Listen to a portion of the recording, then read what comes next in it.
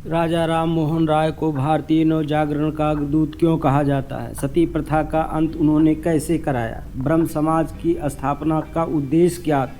राजा राम मोहन राय प्रथम भारतीय थे जो समुद्र पार की यात्रा कर ब्रिटेन। देवेंद्रनाथ टैगोर, केशव चंद्र सेन ने ब्रह्म समाज को कैसे आगे बढ़ाया? मध्यकालीन संत गोस्वामी तुलसीदास व कबीर के बाद सामाजिक कुरीति अंधविश्वासों जन जागरण हित आंदोलन राजा राम मोहन राय ने कैसे चलाया? आज को जानने के लिए भारतीय सामाजिक जागरण के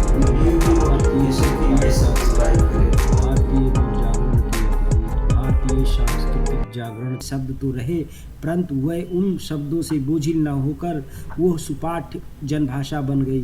सन 1815 में उन्होंने बंगला में वेद मोहन राय द्वारा किए गए धार्मिक सामाजिक सुधार आंदोलनों के गीत सुनाई पड़ते हैं। ब्रह्म समाज की नींव पर समय समय पर अनेक धार्मिक साहित्यिक सामाजिक सुधार आंदोलन चले। स्त्री शिक्षा की तरफ ध्यान दिया गया, विधवा पुनर्विवाह, बाल विवाह रोकने हेतु कानून का सहारा लिया गया, छुआछूत, अस्पृश्यता ऐसी कुरीतियों के निवारण हेतु अनेक मनीषी एवं धार्मिक व्यक्ति आगे आए। इसे जड़ से समाप्त कर सामान्य जन को राष्ट्रीयता की मुख्य धारा से जोड़ने का सतत प्रयास किया गया, फिर भी कुछ कमियां रह गई। राजा राम मोहन राय द्वारा स्थापित ब्रह्म समाज का इतिहास मूलतः उस आध्यात्मिक आंदोलन की कहानी है जो 19वीं शताब्दी के नवजागृत भारत की विशेषता थी। इस आंदोलन ने स्वतंत्रता की सर्वव्यापी भावना का सूत्रपात किया एवं जनसाधारण के बौद्धिक, सामाजिक तथा धार्मिक जीवन की नवीन रूप प्रदान किया।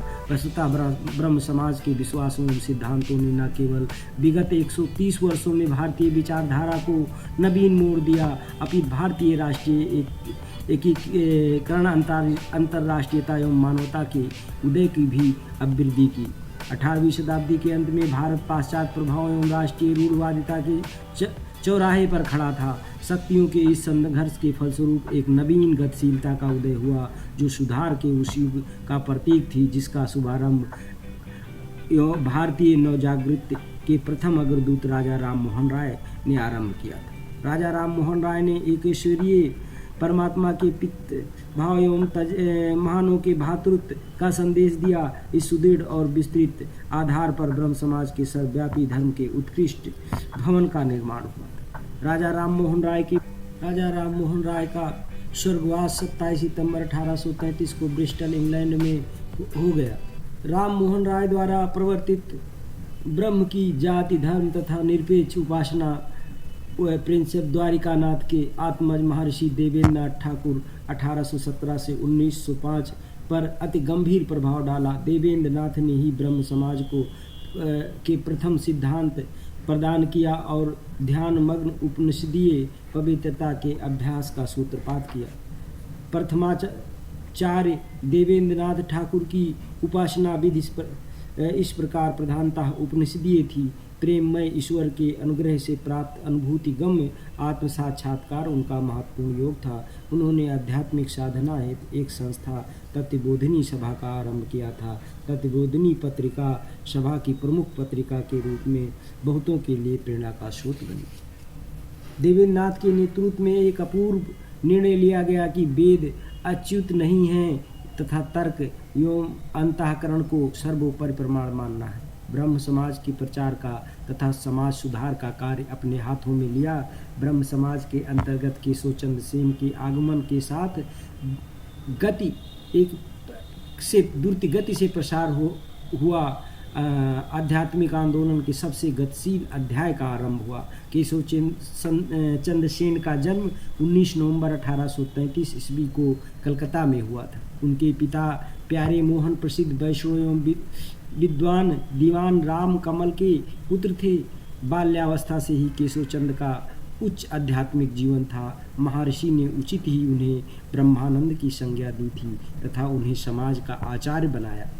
केशव चंद्र के आकर्षण व्यक्तित्व ने ब्रह्म समाज आंदोलन को स्फूर्ति प्रदान की। उन्होंने भारत के शैक्षिक, सामाजिक तथा आध्यात्मिक पुनर्जन्म में चिरस्थायी योग दिया। केशव चंद्र के सतत अग्रगामी दृष्टिकोण एवं क्रियाकलापों के साथ साथ चल सकना देवेंद्रनाथ के लिए कठिन था। अध्यक्ष दोनों महानुभावों को भावना में सदैव मतैक था। 1866 में केशवचंद्र ने भारतवर्षीय ब्रह्म समाज की स्थापना की। इस पर देवेंद्र नाथ ने अपने समाज का नाम आदि ब्रह्म समाज रखा। केशवचंद्र के प्रेरक नेतृत्व में भारत का ब्रह्म समाज देश की एक महती शक्ति बन गया। दूसरी तरफ विस्तृत धारीय सर्वव्याप्ति की अभिव्यक्ति श्लोक संग्रह में हुई, जो एक अपूर्व संग्रह है तथा सभी राष्ट्रों एवं सभी युगों के धर्म ग्रंथों में अपने प्रकार की प्रथम कृति है। सर्वांग उपासना की दीक्षा केशवचंद्र द्वारा की गई, जिसके भीतर उद्बोधन, आराधना, ध्यान, साधारण प्रार्थना तथा शांति वाचन, पाठ एवं उपदेश प्रार्थना का समावेश है। सभी भक्तों के लिए यह उनका अमूल्य दान था। धर्म तत्व ने तत्कालीन दार्शनिक विचारधारा की नवीन रूप दिया।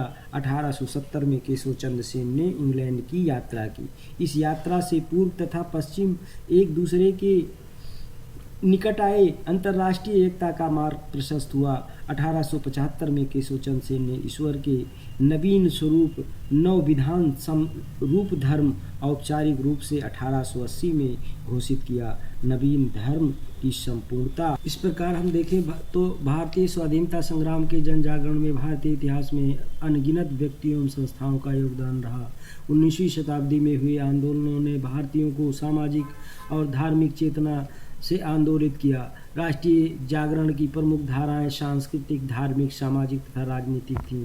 पाश्चात्य शिक्षा और विचार के प्रभाव, अनेक सुधारों और सुधारकों के प्रादुर्भाव, ईसाईयत के प्रचार, भारतीय साहित्य और पत्र पत्रिकाओं के योगदान ने अनेक सामाजिक और धार्मिक आंदोलनों को जन्म दिया।